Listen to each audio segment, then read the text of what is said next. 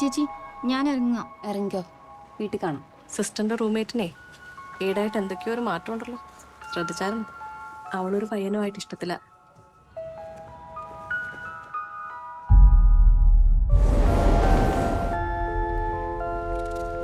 ഇത് പ്രവേശിക്കാണല്ലോ. ഇതിപ്പോ ആരയക്കാനാ? ഒന്നും കാണുന്നില്ല.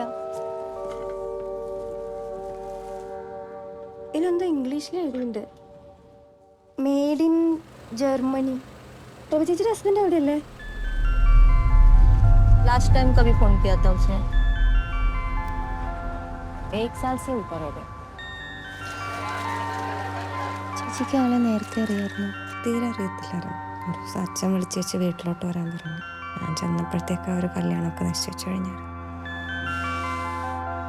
ഒട്ടും അറിയാത്ത ഒരാളെ എങ്ങനെയാ കല്യാണം കഴിക്കാൻ കൊണ്ടൊന്നും പറ്റുമെന്ന് തോന്നുന്നില്ല.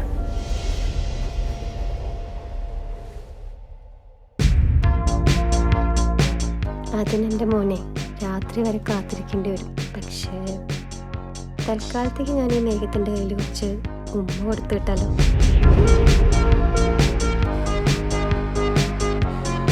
ഈ ഭാവിയെ പറ്റി ചിന്തിക്കാറുണ്ടോ?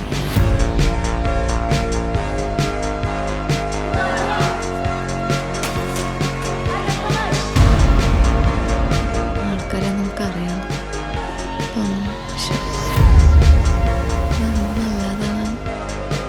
വലിയ സമയം